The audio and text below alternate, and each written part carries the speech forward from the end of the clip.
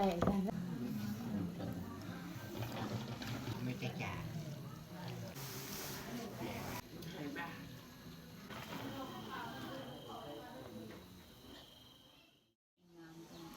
สำหรับยาพื้นเมืองของ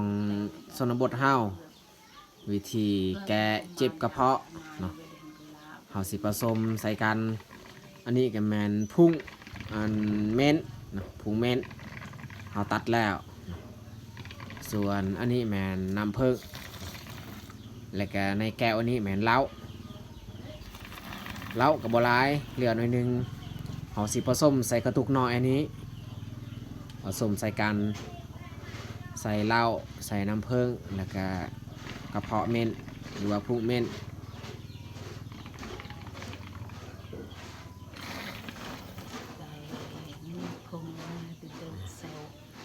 เขาตากใส่ไฟมันดำแต่ว่าตัวนี้นี่เขาเอาแต่อันนั้นขี้ของมันเขาลอกออกเบิดตัวสีดำเขาตัดนี่เขาตัดแล้วก็ลอกออกตัวนี้นี่กระเพาะมันเขาลอกออกเอาแต่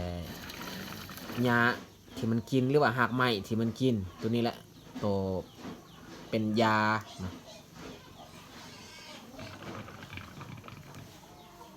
แล้วก้อนที่เราจะมาส้มใส่กันเนี่ยมันอัน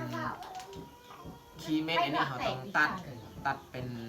ตอนน้อยๆเพื่อเรายัดเข้าใส่กระตุกอันนี้ถ้าว่าตอนใหญ่แบบนี้เรายัดบ่ได้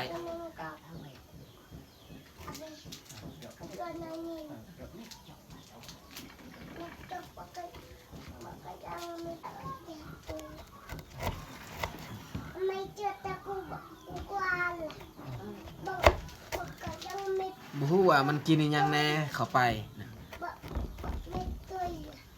รสชาตินี่คมขนาดไหน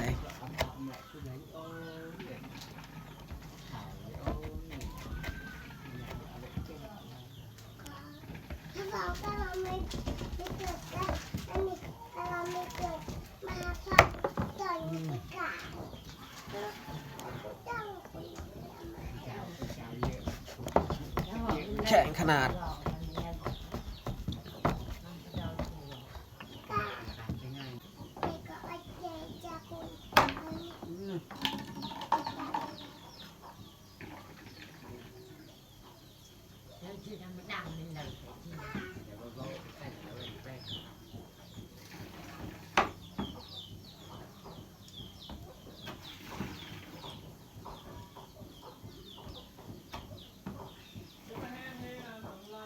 เขากินหน่อไม้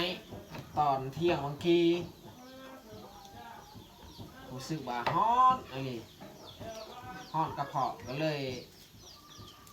เอามาแกะตัวนี้ซะว่ามันสิดีหรือบอเพราะว่ายาที่เขาซื้อจากอัน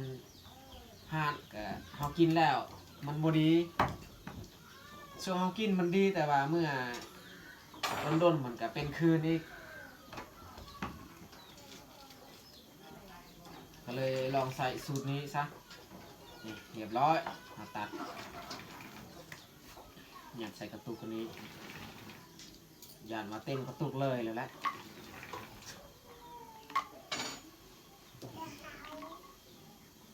ยา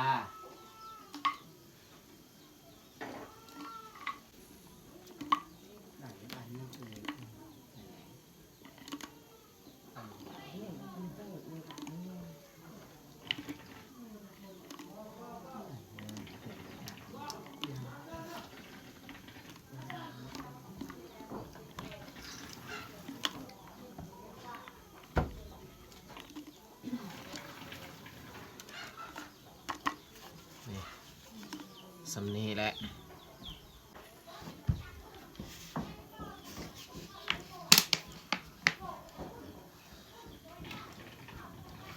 น้ำผึ้งจากธรรมชาติสดๆเลยตัวนี้แต่ว่ามันมีฟองสีขาวๆ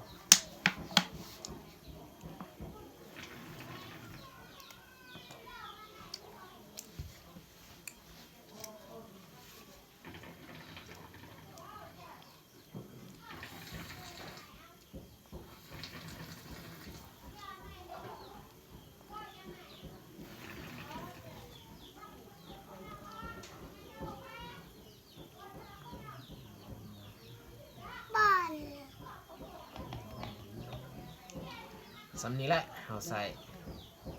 แล้วหลังจากนั้นใส่อันเหล้าอีกหน้อยนึงเพราะว่าเฮาเจ็บกระเพาะใส่เหล้าบ่ต้องใส่หลายถ้าว่าปวดแนวอื่นเฮาต้องใส่เหล้าหลายๆ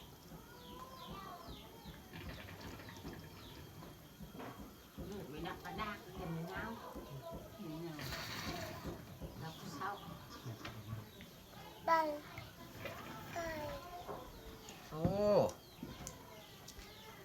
ทุกคนสังเกตเบิ่งนี่ระหว่างน้ำเหล้ากับน้ำผึ้งมันยังบ่ทันจับกัน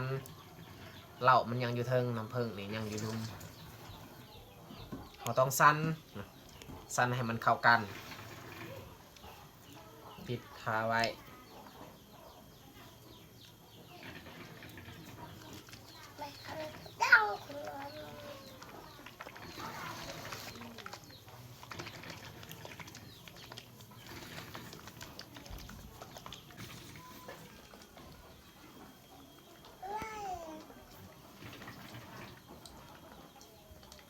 สูตรการปวดกระเพาะของคนอยู่ชนบทแบบนี้ แต่บางคนเขาเห็นแบบนี้ก็ดีได้มันขึ้นกับทางกายของบุคคลแต่ของเฮาอันนี้บ่ฮู้ว่ามันสิดีหรือบ่แต่เฮาไปติดตามเบิ่งอาการนี่แหละถ้าว่าดีเฮาก็สิบอกต่อให้ทุกคนได้รับรู้อีกครั้ง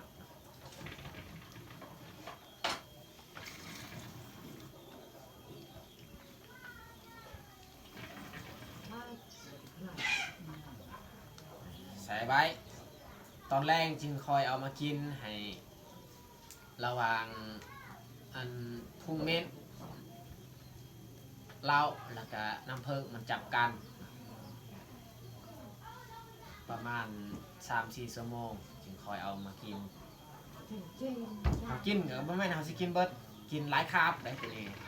กินเช้าแรงหรือว่าตอนเที่ยงก็ได้แล้วแต่ความสะดวก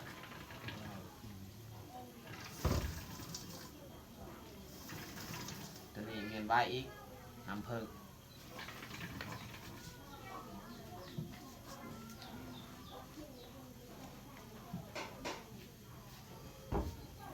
ส่วนพุงอันนี้เขาก็เมียนไว้แต่ก่อนทำคนเวียดหลายคนเขาเลาะไปถามพุงเม่นเขาซื้อในพุงนึ่งนี่เขาซื้อ20,000หรือว่า30,000ซื้อแต่เขาบัดเขาเอาไปขายต่อนี่มันน่าจะกลัวได้ประมาณ50หรือว่า100,000นี่แหละประมาณนั้นหลังจากเราปรุงยาของเราสำเร็จแล้วนี่เราสิเฮ็ดอาหารตอนแรงก็คือเราสิเอาหนูนี้มาปิ้งแล้วก็มาพักลาบใส่วิธีแบบใหม่ผ่านมานี่สลายไม่แต่เราต้มแล้วก็มาพักครั้งนี้นี่เราปิ้งหนูนี้กับผลงานของเบายูเพิ่นไปใส่กับดักเพิ่นไปย่างกระทึกแต่ตัวเดียวนี่แหละก่อนเขาสิปิ้งนี่ต้องเลยทาเกลือไว้ก่อน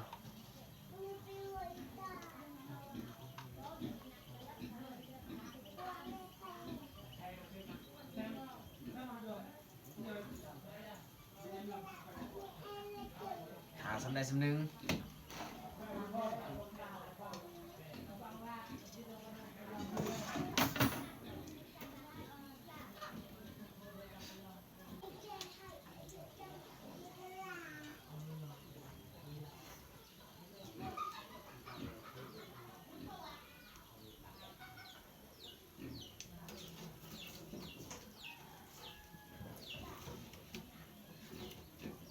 ไฟมันขึ้นแบบนี้นี่ยันว่าซีนูมันไหม้ก้อนประเภทที่เขาปิ้งแบบนี้นี่เขาจะได้แต่ทานเท่านั้น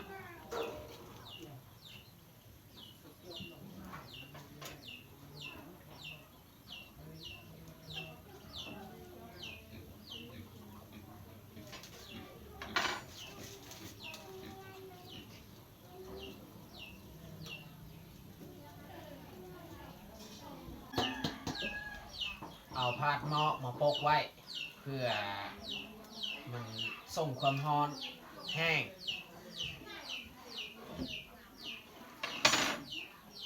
ชีวิตมันสุกไว้ถ้าว่าเราใส่พาดหม้อถ้าว่าเราบ่ใส่แบบว่าไฟที่มันกระทบแต่ลุ่มมันระเหยออกเลยมันบ่ร้อนปานใด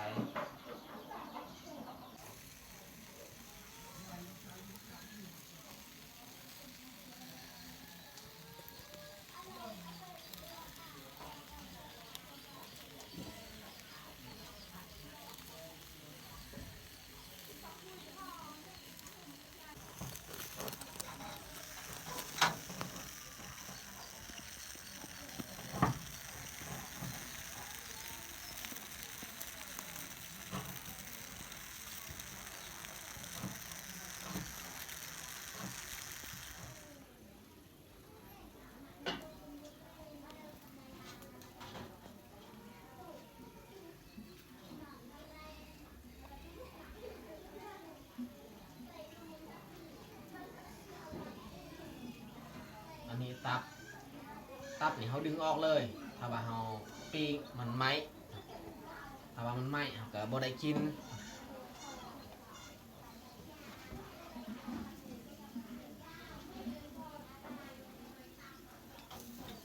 มันขนาดเลย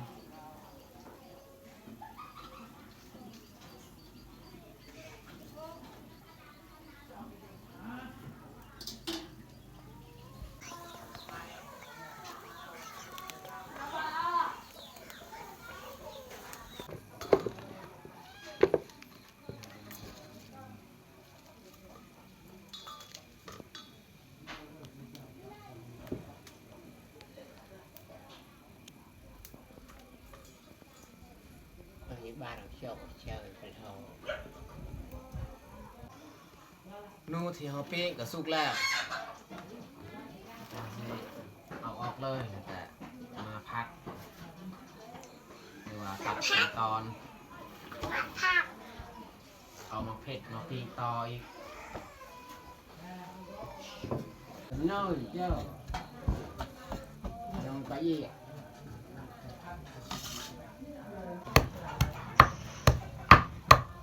เลยต้องตะการเลย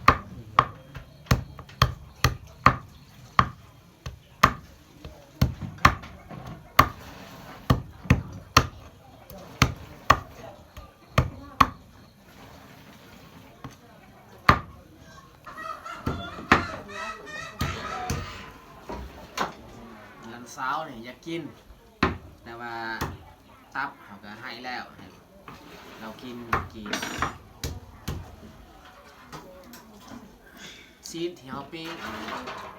เรามักกินขนาด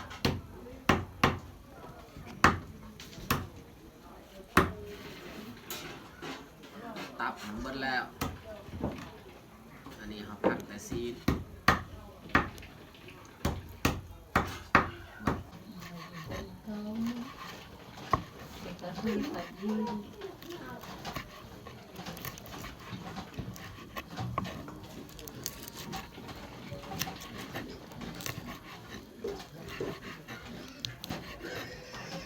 ซีนอยู่ในนี่นุ่มๆแต่ว่าข้างนอกนี่กรอบดี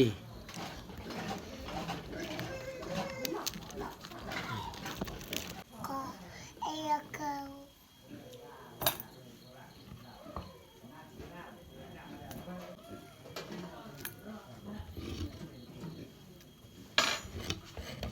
ตุน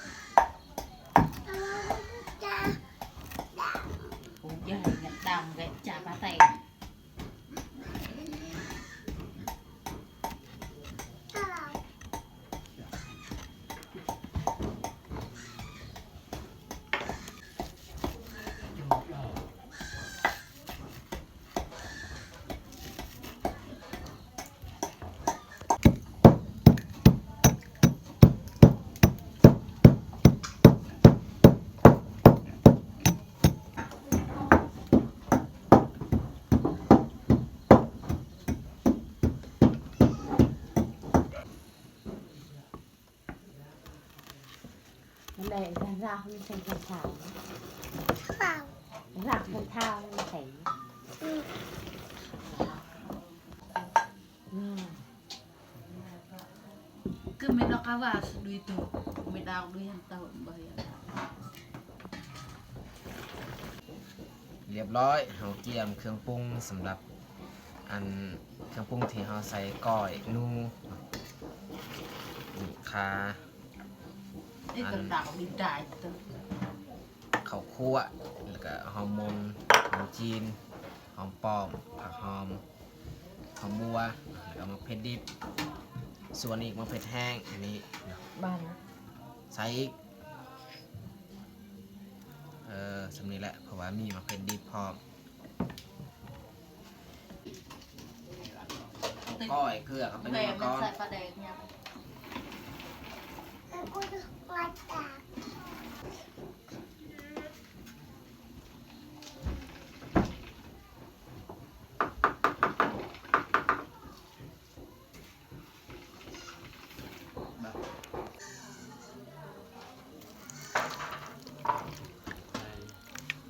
ก้อยด้วยน้ำฮ้อน จริง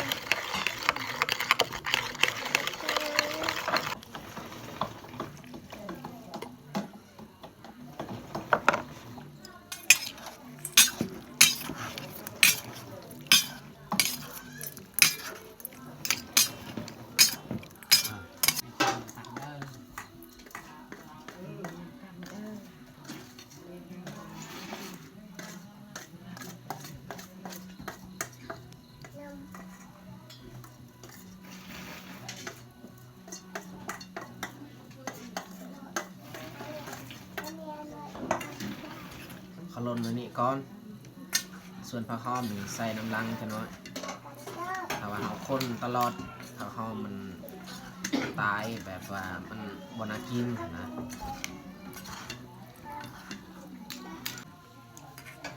เกลือแป้งนวดนี่แม่นพอดีแล้วมีแต่เราใส่ผักหอมลงบัดนี้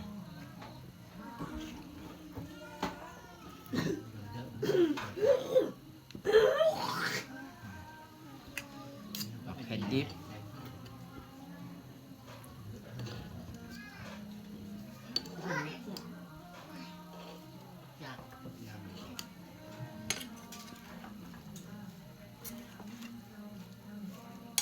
เมื่อเราใส่ผักหอมนี่รู้สึกว่ากลิ่นหอมกุ้ยแล้วละ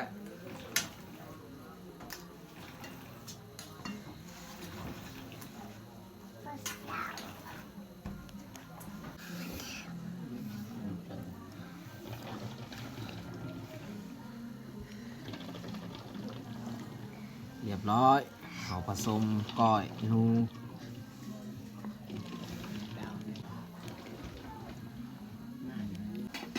แกงยอดมะบวบ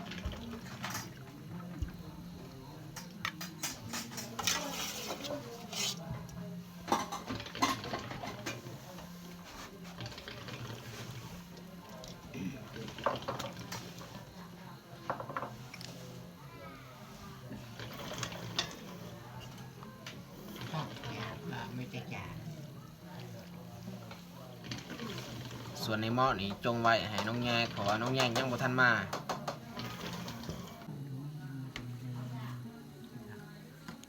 ในอักุสพับ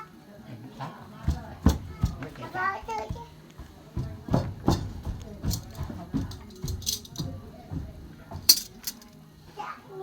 อ สำหรับเมนูตอนแรงวันนี้ก็ได้แต่สำนี้ละต้มหน่อไม้จำกับแจวแล้วก็ก้อยแกงผักก้อยนี่เฮาหักออกให้น้องแยกเรียบร้อยตอนนี้พวกเฮาก็ได้มานั่งความพานำกันกินข้าวส่วน7 โมงแรก7 โมงปลายส่วนร้านเช้าก็มากิน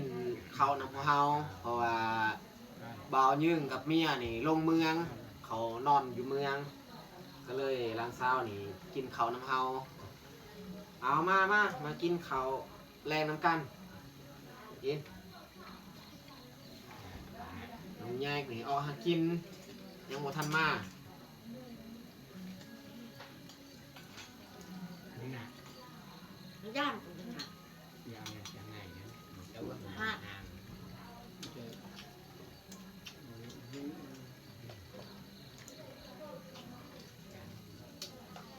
จ้า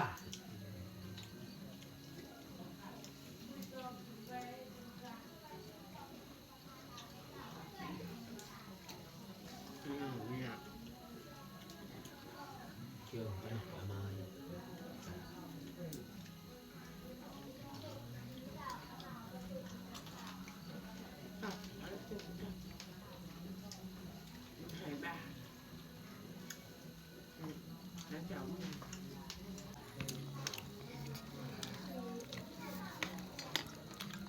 ตับหักตับน้องก็ นกว่าบ่เท่า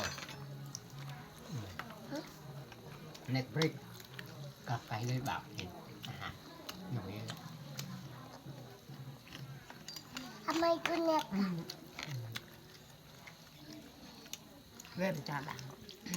ทำแบบนี้นะ มันจะยอมเอก เดินหยับง่าย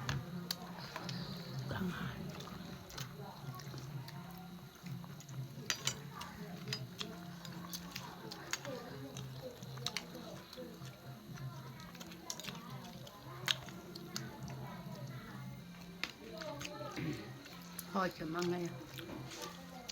สดเป็นปะสดกิน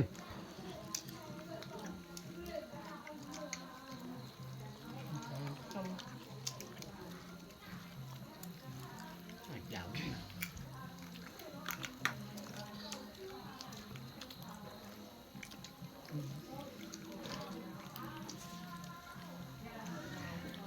เจ้าไหนครับอันนี้ หักตับคอย เจ้านี้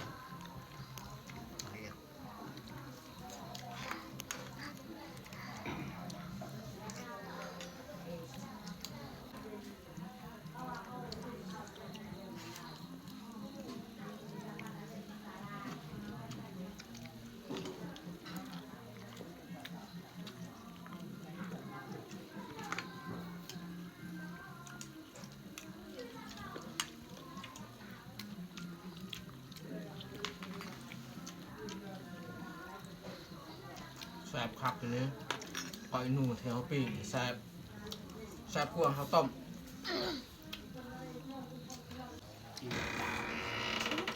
อาจารย์ แค่ที่จับแหวนเจ้า อ๋อ คืนนี้นี่ร้านเช้านี่ต้องได้นอน กับอันปูญา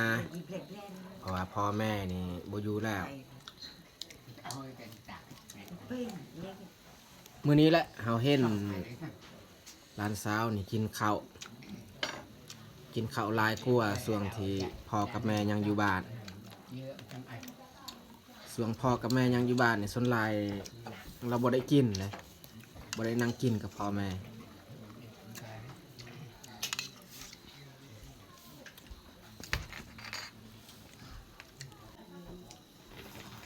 ยาที่เฮาผสมไว้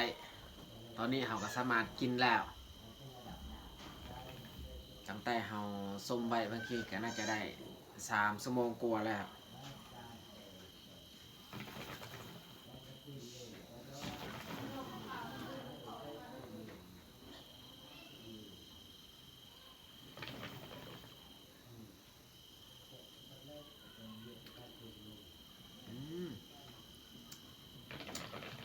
หลายรสชาติเลยมีทั้งกินเหล้าแล้วก็พุงเมนความหวานนี่มันหลายเนาะความหวานเหล้าเนี่ยบ่หลายปานใดมันแต่กินซื่อๆมันแต่ความหวานหลายนี่น้ำเพิงหลาย ถ้าว่าเราแช่ไว้ด้นหอดมืออื่นมือหื่นนี่ความคมมันน่าจะร้ายขึ้นคือกันเลย